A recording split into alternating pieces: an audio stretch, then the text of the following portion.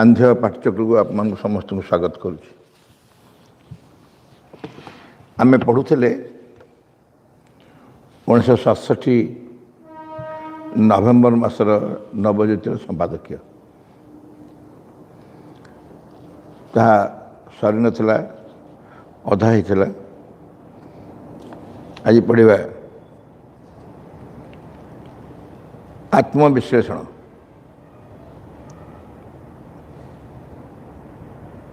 अति निकटरे 1967 साल शेष होगा जाऊँगी एवं 1968 साल आगत प्राय नवेम्बर मास तो 1967 नवेम्बर मास कहूँ तेणु 67 साल शेष होगा जाऊँगी 68 साल आगत प्राय मानव जातिर इतिहास यही वर्षटी अति गुरुत्वपूर्ण। पृथ्वीर यही विपज्जनक मारात्मक घड़ीसंधि बेल ही दुईटी पक्ष मध्य गोटी बाछि नेबार समय आमे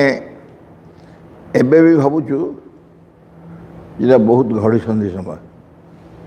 पृथ्वीर यही विपज्जनक मारात्मक घड़ीसंधि बेल ही दुईटी पथ मध्य गोटी बाछि नेबार समय केतेबेले ए समय संपर्क में से जानी खाली जानी नुह घोषणा भी कर समय ये एक समय से आमर व्यस्त हबार कौन सी आवश्यकता नहीं। जदि सी दायित्व नहीं नाहंती बोली सन्देह हुए बोध दायित्व नहीं नाहंती ताले हाँ ताले व्यस्त हो विव्रत हो बाड़े कचाड़ी हो जहाँ हो कौन बा फायदा हो कौन बा फायदा हो बाड़े कचाड़ी हेले मास दायित्व न दायित्व नहीं नाहंती बोली तुम धारणा होची कौन हेतर हम तुम आउ किए दायित्व नहीं पार किए आउ दायित्व नहीं पार जो समय आम मैंने आसीचु ए समय केवल गोटे मात्र समाधान एवं से समाधान केवल से मैंने ही से दी जन कहते माँ और शेरबिंदु जेते जेते प्रकार तुम्हें समाधान आगुरी खोजी खोजी आसीच कौन से समाधान एक स्थायी समाधान है सामयिक भाव में किसी समाधान दे तापर पुणी जो अवस्था को से अवस्था आम कहीचु अतीत बुद्धदेव को सिद्धांत थिला निर्वाण कामनार विनाश दुखर विनाश एवं निर्वाण प्राप्ति दुखर कारण कामना यह एक अत्यंत उच्चकोटर सिद्धि एथर कौन सन्देह नहीं। ये उपलब्धि पाइबा बहुत कष्टकर एक साधना एवं आपको बुद्धदेव प्राप्त होते से समय बेस किसी व्यक्ति बौद्ध धर्म ग्रहण कले बुद्ध भिक्षु सब विभिन्न जगह बुली प्रचार कले किंतु जो मूल कथाटी से कहले कामनार विनाश रे दुखर विनाश कामना कमिला ना बढ़िला। बुद्धदेव आसला परे संसार कामना कमी जाइए कि किंतु कामनार विनाश दुखर विनाश एथर कौन सन्देह नहीं। ए सिद्धि सामान्यतम सन्देह नहीं किंतु कामना कमिलानी कहीं तार कारण हूँ से सिद्धि तांकरी पाई ही केवल सत्य केवल बुद्धदेव सत्य एवं सी कामनार ऊर्ध्वर से हुए तो पाखु क्या क्या पाखु सामान्य संचरित हो कई किसी सामयिक भाव कामना मुक्त होते किंतु संसार रे यही उपलब्धि की व्यवहार करी बुद्धदेव भली जड़े उच्चकोटर साधक जहाँ को 10 अवतार भर गोटे अवतार भी निहाई बुद्ध अवतार सी जो सल्यूशन समाधान देले से समाधान विशेष काम देलानी एवं जी भी जो समाधान दो जी भी जो समाधान दो सबू समाधान आम मैंने जो मैंने ग्रहण करुचु समस्त मानसिक भाव में ग्रहण करुचु अर्थात मुंडरे नौचु मनरे नौचु बुझुचु चिंता करूँ चेष्टा करुचु किंतु जे प्राप्त कर से मुंडरे मनरे प्राप्त करना से हृदय तक प्राप्त कर हृदय प्राप्त कर गोटे सिद्धि की आम मनरे केमनी विचार करूँ एवं हृदय जब नाक हुए आमको से साधना करा पड़ो जो साधना से करते तेणु समाधान नहीं तेणु जिते जे जो चेष्टा कर समाधान करने समाधान सामयिक भाव में किसी दिन आसी पुणी जहाँ से हो जाए तो माँ शिवरंद कौन नुआ कथाटा कहले माँ शिवरंद कहले जो सिद्धि से प्राप्त हेले से एकाकी सिद्धि नुह से सिद्धि हूँ समग्र मानव समाज पे किपरि ना से जो अतिमान शक्ति को अवतरण करेले से अतिमान शक्ति समग्र पृथ्वी में कार्य कर प्रत्येक व्यक्ति भीतर कार्य कर तेणु बर्तमान it is available for everybody जी भी सचेतन हम जी भी चाहिए ता भीतर संशोधन होगा परिवर्तन होगापी हो पार से माँ गोटे कहले आज मच आज यू अलाउ मैं तू जी सुजोग दबू तो भीतर अतिमान शक्ति कार्य करने अतिमान शक्ति से कार्य कर तेणु क्या निर्भर कर बर्तमान बर्तमान व्यक्ति उपर निर्भर करुच्ची से सत्य बदल चाहूँ तो ना समय अनुकूल सब प्रकार समाधान आसी पहुँच जाए सब सर जाए तेणु जटिल समय व्यस्त होने कौन आवश्यकता नहीं जटिल समय दायित्व संपूर्ण दायित्व अतिमान शक्ति ग्रहण कर आमर चेतनार परिवर्तन में सब समाधान हो आम जो चेतना अच्छा से चेतना जिते दिन पर्यंत से निम्न चेतना रही थे मन प्राण शरीर जो यही प्रकार स्थूल जगत पार्थिव जगतर जो प्रकाशित सत्ता माने आमको परिचालित कर मन प्राण शरीर होती पार्थिव जगत प्रकाशित सत्ता सब एम जे दिन पर्यंत आमको परिचालित करुवे एवं चैत्य पुरुष उद्घाटित हो नथिबे से भितर तथापि लुकायित होगी थे से दिन पर्यंत आमको समय जटिल रही जिते चैत्य पुरुष आविष्कृत हो मन प्राण शरीर रूपांतरित हो परिवर्तन हो समय जिते जटिल हेले भी कि जायस नहीं समय जिते जटिल भी कि जायस नहीं सबू समस्त शक्ति प्रयोग करी मध्य असुर भगवान को जीति पारिब नहीं आम मैंने जानीचु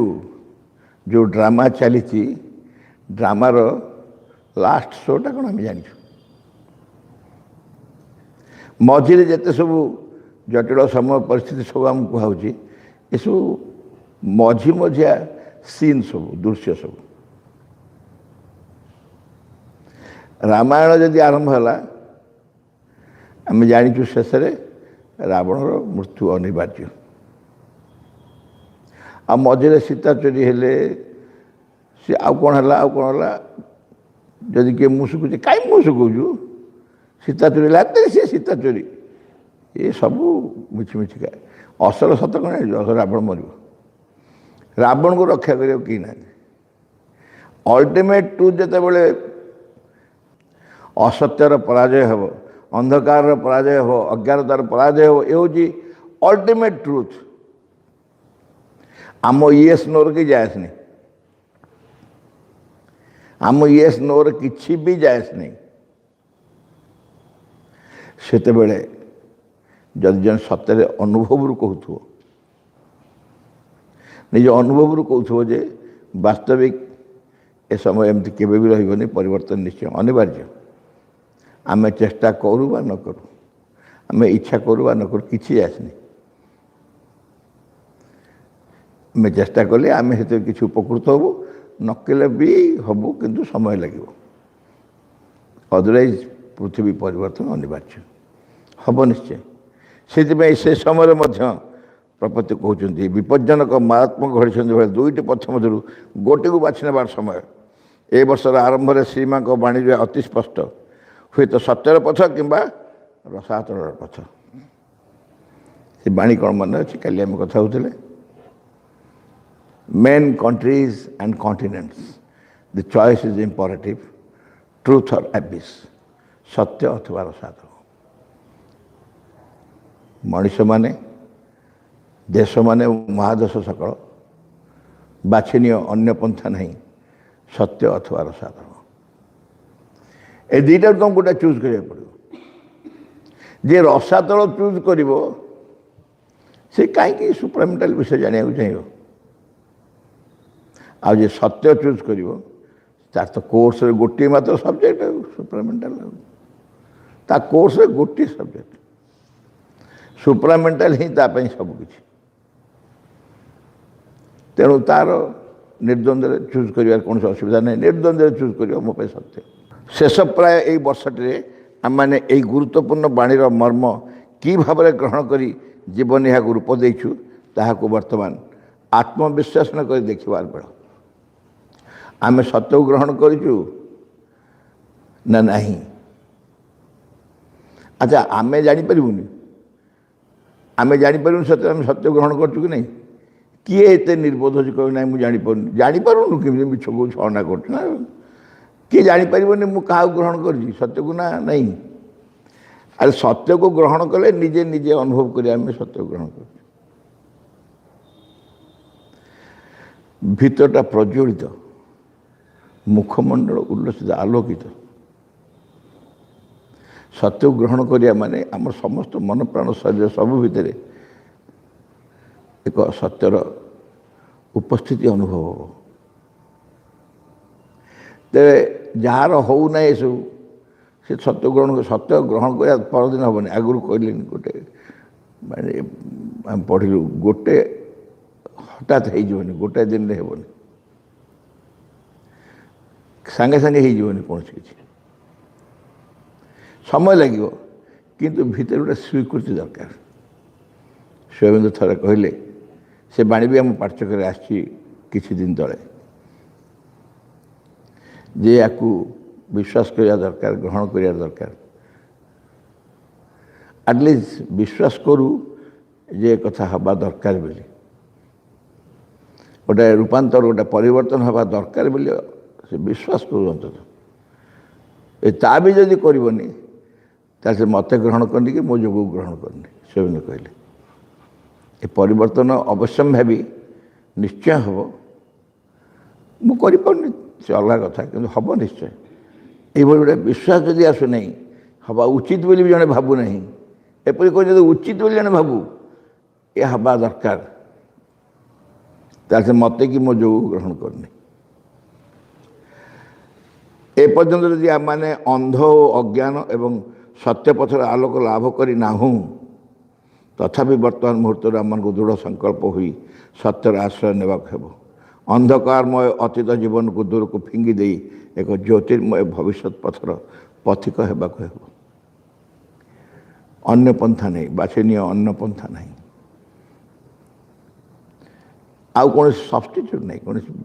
ବାଇପାସ୍ ନାହିଁ। ଏଇ ଦୁଇଟା ଛଡ଼ା ଆଉ ବାଇପାସ୍ କିଛି ନାହିଁ। ଗୋଟେ ପଟେ ବୁଲିକି ଚାଲିଗଲେ ଶୀଘ୍ର, ସେମିତି କିଛି ନାହିଁ। ସତ୍ୟ ବାଛିବ, ନହେଲେ ରସାତଳ ଯିବ। ଆଉ ଥରେ ଆବୃତ୍ତି କରୁଛି, 3-4ଟା ପାଠ୍ୟକ ତଳେ ଆବୃତ୍ତି କରିଥିଲି ସେ ପଦଟା।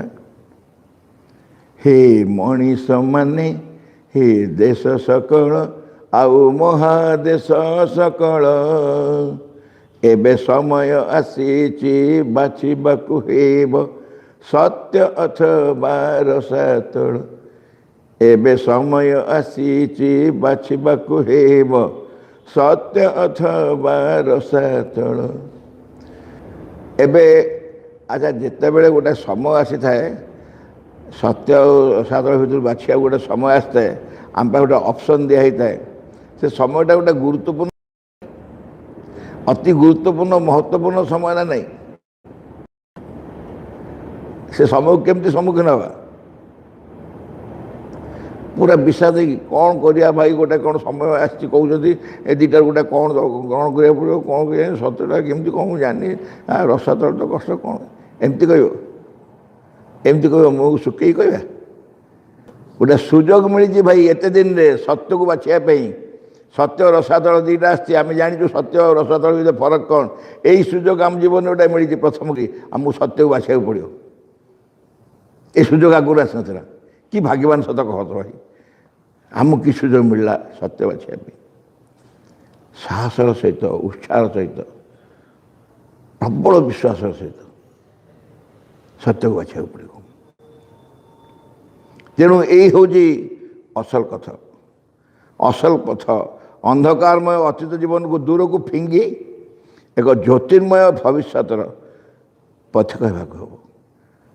एक ज्योतिर्मय भविष्य पथर पथ कहवाक पड़ो आगामी 21 फेब्रुआरी 1968 श्रीमा पार्थिव शरीर धारण 90तम वर्ष पूर्ण हो एसकाशे श्रीअरविंद आश्रम यह विशेष समारोह पालित हो आश्रम तथा बाहर बहु साधक निमित्त विशेष तत्परता सह कार्य कर माँ को 90 वर्ष हो 1968 21 फेब्रुआरी ये 90 वर्ष पालन करने आश्रम बहुत विभिन्न प्रकार कार्य आयोजन समस्ते चल लगी बहु साधक निमित्त विशेष तत्परता सह कार्य कर आमको केमी लगुच आम तो से समय नथिलु अवश्य मु दर्शन पाई किंतु आम जो अधिकांश तो माँ को देखी ना जी लिखिं से माँ पाख केबेठू थे फिजिकाली थे माँ पाक जाऊे सब करते कौन तक सब हो अवस्था कि भाग्यवान है से माँ के सांगे चल प्रचल होते परमा दिव्य जननी जहाँ विषय में माँ बही आलोचना होती सुप्रीम मदर बोली माँ वर्णना श्री अरविंद वर्णना कर सी फिजिकाली चलपचल होते पंडिचेरी लोक पाक जाते कागज पत्र नहीं जाते चेक करने दस्खत करने आकाउंट देखापी एपरिक आम पिलादिने मन अच्छी आम माँ को सिग्नेचर पाइबापी टंकाटे मनिटर करूँ अवश्य टंकाटे से मीडिया कष्ट होता आमको प्रत्येक मास गोटे टका मनिटर करूँ मनिटर माँ निजे रिसीव करते माँ रिसीव कले से मनिटर फॉर्म पछपटे जो सिग्नेचर ऑफ एड्रेस गोटे थाए माँ से निजे दस्तखत करते आम पाखे एत खंडे ताड़ाटे थिला एमओ रिसीट मनिटर रिटर्न रिसीट आम सब मास टका टका पठे माँ रिसीट करती माँ अच्छा संसार गोटे आम अयस बढ़ा लगता माँ तो अच्छा से गोटे धारणा होता जे मृत्यु चली जाइए माँ आस संसार मृत्यु चली जाइए किंतु मृत्यु पर विजय हो जाए तो कोई सन्देह नहीं मृत्यु पर विजय मैंने मृत्युर एक्जिस्टेंस नहीं ये गोटे जगतर माँ सन्धान नहीं आस मृत्यु एक्जिस्ट करूनी जहाँ को अति मानस राज्य कहूँ माँ को फिजिकल अपीयरेंस 90 वर्ष 28 फेब्रुआरी 1968 श्रीअरविंद सोसाइटी अरविल योजनार भित्ति स्थापन हम से 1968 28 फेब्रुआरी 21 फेब्रुआरी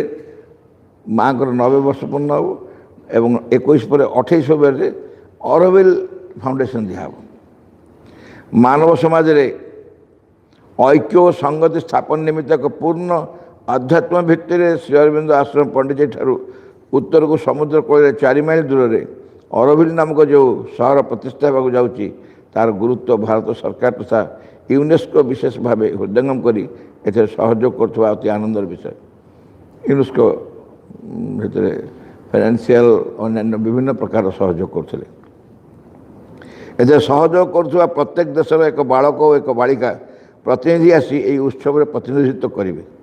विश्व ऐक्य स्थापन दिगरे श्रीमा आशीर्वाद सह यही प्रत्यक्ष पदक्षेप मानव इतिहास एक ज्वलंत आदर्श हो अरविल पर अनेक कथा अनेक आलोचना है माँ बहुत कथा कही भारतवर्ष प्रत्येक प्रदेश 2 जन पुओटे झीटे एवं पृथ्वीर विभिन्न देश 2 जन पुओटे झीटे आसते से देशर माटी नहीं कि आसते पृथ्वी मानव समाज ऐक्य गोटे सिम्बलिक हो सबू देशर माटी की ता भर पकड़ा से जो गोटे नहीं फूलर मझे जो केसर भाया थाए से केसर भाया जो स्ट्रक्चरटा अच्छी से स्ट्रक्चर भितर सब माटी पकड़ा that is the symbolic foundation of a building आम को फाउंडेशन उपर घर कर दे से रहा से मानव समाज ऐक्य बा एकत्व समस्ते एकाठी ता भर निज देश माटी पकई विश्व ऐक्य स्थापन दिगरे श्रीमां आशीर्वाद सह यह प्रत्यक्ष पदक्षेप मानव इतिहास एक ज्वलंत आदर्श हो 29 फेब्रुआरी तापर कहले 29 फेब्रुआरी 1968 अतिमानस अभिव्यक्तिर चतुर्थ उत्सव दिवस अतिमानस अभिव्यक्तिर चतुर्थ उत्सव दिवस 29 फेब्रुआरी 1956 होता अतिमानस अभिव्यक्ति 56 पर 60 64 68 तेणु चतुर्थ उत्सव दिवस अतिमांस अभिव्यक्त चतुर्थ उत्सव दिवस एवं यह विशेष तत्परता सह पालित हो 29 फेब्रुआरी की पारे माँ जोटा गोल्डन डे बोली कहले पृथ्वी पृष्ठ में अतिमान सत्यर क्रिया प्रति एकांत भाव उन्मिलित होगा ही यही उत्सव पालन लक्ष्य अतिमान सत्य प्रति समस्ते एकांत भाव उन्मुक्त है यह हूँ यही उत्सव पालन लक्ष्य नवज्योतिर 10म वर्ष बराबर मझे मझे प्रपत्ति विषय उल्लेख कर 1958 फेब्रुआरी रे नवज्योति आत्म प्रकाश कला प्रथम यहाँ हूँ 68 फेब्रुआरी हम तापर नवज्योतिर 10 वर्ष तले श्रीमांकर 80तम जन्मदिवस 21 फेब्रुआरी 1958 रे यही नवज्योति पत्रिका जन्म नहीं माँ को 80 वर्ष होता ओडिया भाषी लोक पाखे श्रीमा और श्रीअरविंदर पूर्णांग दिव्य जीवन शिक्षा और आदर्श नूतन आलोक प्रसार करवा है नवज्योतिर लक्ष्य ए विषय बराबर आलोचना हो नवज्योतिर लक्ष्य कौन कहीं नवज्योति पत्रिका प्रकाश है ओडिया भाषी लोक पाखे श्रीमा और श्रीअरविंदर पूर्णांग दिव्य जीवन शिक्षा और आदर्श पूर्णांग दिव्य जीवन तार शिक्षा और आदर्शर नूतन आलोक प्रसार करवा है एपर्यंत जो जो प्रकार शिक्षा और आदर्शर प्रसार हो विभिन्न जगार ता नूतन आलोक नुह ता पुरातन धारार कार्य किसी सामयिक परिवर्तन किसी संशोधन किसी त्रुटि फुटी संशोधन कर बेटर करा कथा कि नूतन सबटा संपूर्ण नूतन आलोक प्रसार करा माँ श्रीअरविंद धारा यह हूँ नवज्योतिर लक्ष्य गत 10 वर्ष मध्य नवज्योतिर बहु पाठक यह द्वारा प्रभावित और अनुप्रेरित होता लक्ष्य करते नवज्योति नुआ नुआ आसए और नवज्योतिर ये 1970 मसीह जा नवप्रकाश बाहर 1958 ରୁ 70 12 वर्ष पर नवप्रकाशटा टी अपेक्षाकृत सहज है कारण छात्र छात्री मान बाहर तरुण युवगोष्ठी किंतु नवज्योतिटा प्योरली साधक मान जो मैंने साधना मनोवृत्ति जार अच्छी से ही नवज्योतिटा उद्दिष्ट तेणु बेले बेले क्लिष्ट लगे जदिव क्लिष्ट से नुह बेले बेले लगे किंतु यह निरवच्छिन्न भाव में प्रकाश पाइला एमध्य ओडार बहुपुरपल्ली में श्रीअरविंद पाठचक्र महिला समिति छात्र समाज और युव समाज संगठन हो जाए नवज्योतिर प्रसारण रूपे श्रीअरविंद लोक साहित्य पाठचक्र पत्र छात्र समाज बुलेटिन और युव समाज बुलेटिन आदि पुस्तिका और पत्रिकार प्रकाशन चली श्रीमा और श्रीअरविंद मूल साहित्यर अनुवाद मध्य प्रकाशित हो तेणु एमध्य एठारे श्रीअरविंद आश्रम नवज्योति कार्यालय नामक एक विधिबद्ध अनुष्ठान प्रतिष्ठित होती भी से 10 वर्ष तले एका बेलके नवज्योति पत्रिका नवज्योति कार्यालय एका बेलके प्रतिष्ठा है तेणु तार भी 10 वर्ष हो एवं श्रीमा श्रीअरविंद शिक्षा और आदर्श प्रसार एक सक्रिय माध्यम रूपे अग्रसर हो चली नवज्योति कार्यालय बहुत एक्टिवली ओडिशा रे माँ श्रीअरविंद कार्य संपृक्त थे सहयोग करते सब कौन मानुषी शक्तिर क्रिया नुहे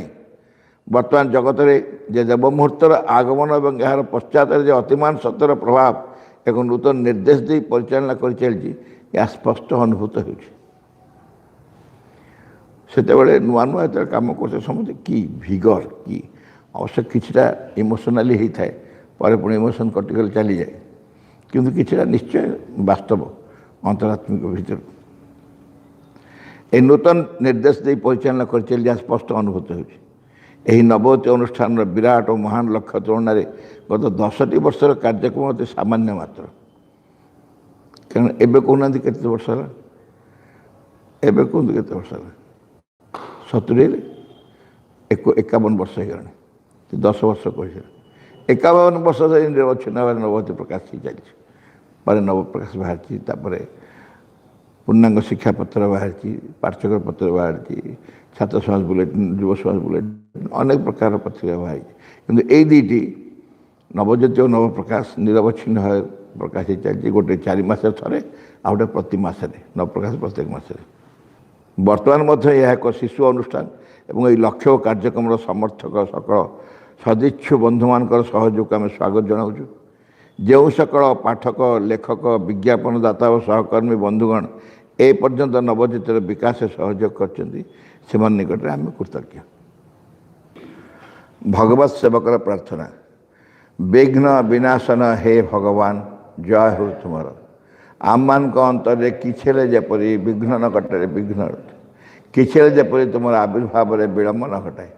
ସକଳ ବିଷୟରେ ସକଳ ମୁହୂର୍ତ୍ତରେ ପୂର୍ଣ୍ଣ ହେଉ ତୁମର ଇଚ୍ଛା। ତୁମ ସମ୍ମୁଖରେ ଛିଡ଼ା ହେଇଛୁ ଆମ୍ଭେମାନେ, ତୁମର ଇଚ୍ଛା ହିଁ ଆମମାନଙ୍କ ମଧ୍ୟରେ, ଆମମାନଙ୍କ ସତ୍ତାର ପ୍ରତ୍ୟେକ ଅଙ୍ଗରେ, ପ୍ରତ୍ୟେକ କର୍ମରେ, ଉଚ୍ଚତମ ଚୂଡ଼ାରୁ ତୁଚ୍ଛତମ ପ୍ରତ୍ୟେକଟି କୋଷରେ ପୂର୍ଣ୍ଣ ହେଉ।